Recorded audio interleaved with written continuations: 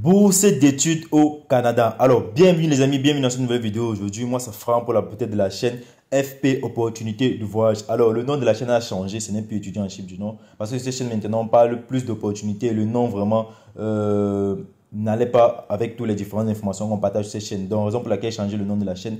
Et le nouveau nom, c'est Franck Paula, étudiant en Chypre du Nord. Donc, l'abréviation, c'est FP pour faire court.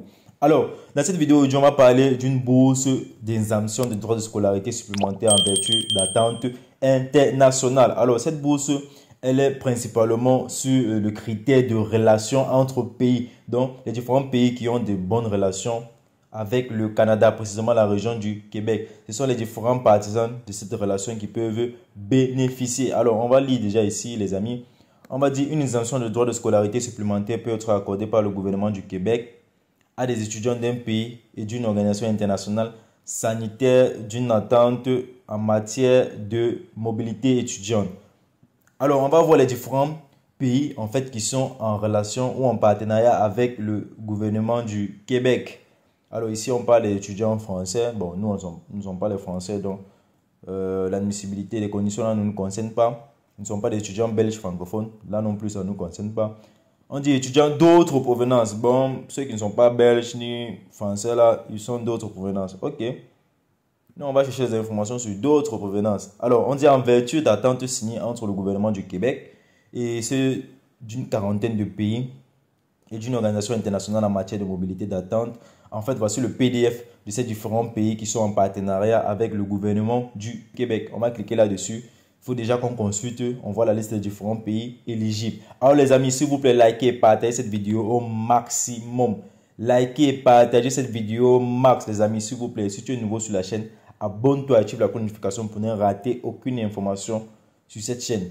Alors, on dit Algérie, l'Algérie est éligible, l'Allemagne. Et voici la liste des parties des pays. Voici le nombre d'exemptions accordées par pays. Pour l'Algérie, ils vont accorder 83, dont 31 pour le sigle, le premier sigle ou encore le sigle licence. Le second sigle master, 42 bourses. Et le troisième sigle, 10 bourses. Donc, il y a tous les différents pays. Pour le Cameroun, ils vont accorder 16 exemptions. 8 pour le premier sigle, 8 pour le second sigle et 0 pour le troisième sigle. Donc, on va lire ensemble. Il y a le Bénin, le Burkina, le Burundi. Je vais lire uniquement les pays africains. Le Bénin, le Brésil, le Burkina, on va lire tout. Le Burkina, le Burundi, le Cameroun, la Chine, la Colombie, le Congo-Brazzaville, la Corée du Sud, le Côte d'Ivoire, Djibouti, Égypte, Espagne, Gabon, Guinée, Haïti, Israël, l'Italie, le Liban, le Luxembourg, Madagascar, Mali, Maroc, Maurice, Mauritanie, Mexique, Niger, Pérou, République démocratique du Congo, RDC, Rwanda, Sénégal, Tchad, Togo, Tunisie, Vietnam. Alors voilà tous les différents pays et comme seule organisation ici nous avons l'agence universitaire de la francophonie AUF nombre 20, premier sigle non, deuxième sigle 2 bourses et troisième sigle 18 bourses accordées. Alors cette agence je ne connais pas trop. Donc les amis, voici la liste des différents pays qui sont en partenariat avec le Canada. Donc allez vérifier, j'ai pas lu tous les pays, c'est les pays qui est sauté. Donc allez vérifier cette liste là en fait. On va revenir sur la page principale. Et on va voir les critères d'admissibilité.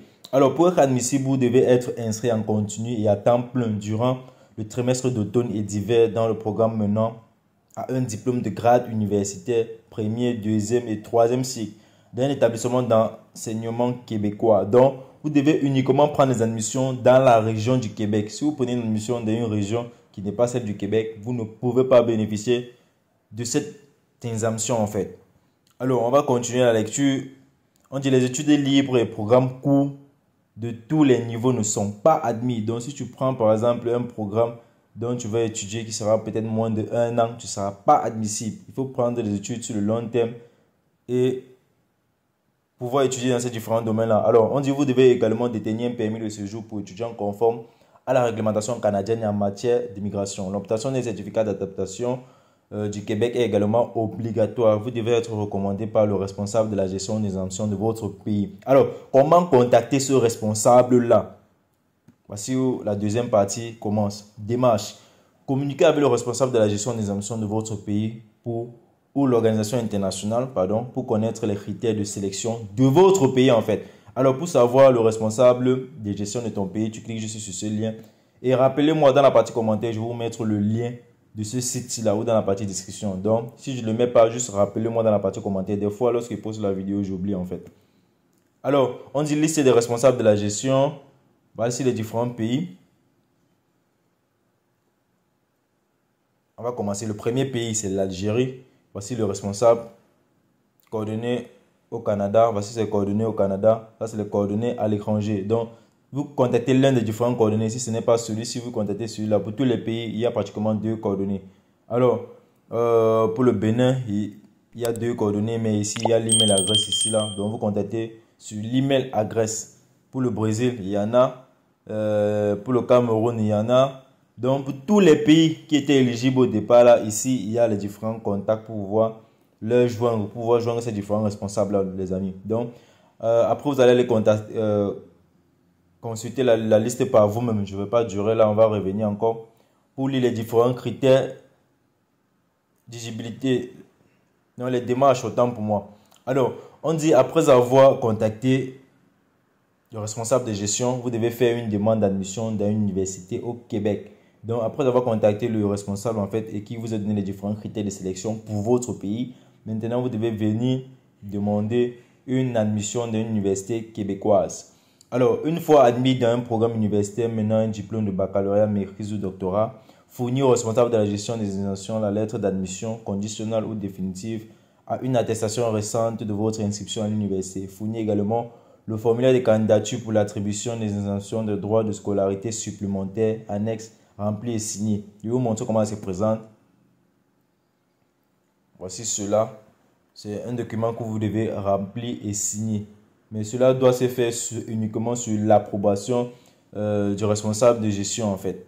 Donc voilà le document en question. Alors on va revenir encore sur l'écran. Sur notre petit écran. Alors on dit les responsables de la gestion des intentions de votre pays vous fournira de l'acceptation ou du refus de votre demande et le cas échéant de l'envoi de la proposition au ministère de l'enseignement supérieur. Toute demande d'exemption doit être acheminée au ministère de l'enseignement supérieur par l'intermédiaire des autorités officielles de votre pays, soit votre responsable de la gestion des exemptions. Alors on dit le ministère transmettra le résultat, les résultats finaux au responsable de la gestion des exemptions et de l'établissement d'enseignement. Le responsable de la gestion des exemptions de votre pays vous informera de l'intention de l'exemption ou de la durée de celle-ci. Donc, c'est le responsable de votre pays qui va vous donner, en fait, c'est lui qui va vous accompagner durant toute votre procédure. Alors, aucune demande envoyée directement par les étudiants au ministère de l'enseignement supérieur ne seront analysées. Donc, si vous allez postuler directement et contacter le ministère de l'enseignement supérieur au Québec, votre dossier ne sera pas analysé. Alors, on dit durée d'une exemption. La durée varie en fonction du cycle d'études. Baccalauréat, premier cycle, la durée maximale est de 3 années consécutives pour un programme de 90 crédits et de 4 années consécutives pour un programme de 120 crédits. La maîtrise, second cycle, durée maximale de 2 années consécutives. Et le doctorat, troisième cycle, durée maximale de 3 années consécutives. Alors, on dit précisant. L'étudiant peut suivre des cours d'été dans le programme pour lequel il demande une exemption. Il doit toutefois poursuivre ses études en temps plein dans le même programme durant l'automne et l'hiver en raison de 30 crédits. Alors les amis, je ne vais pas lire le reste du test, sinon la vidéo serait très longue.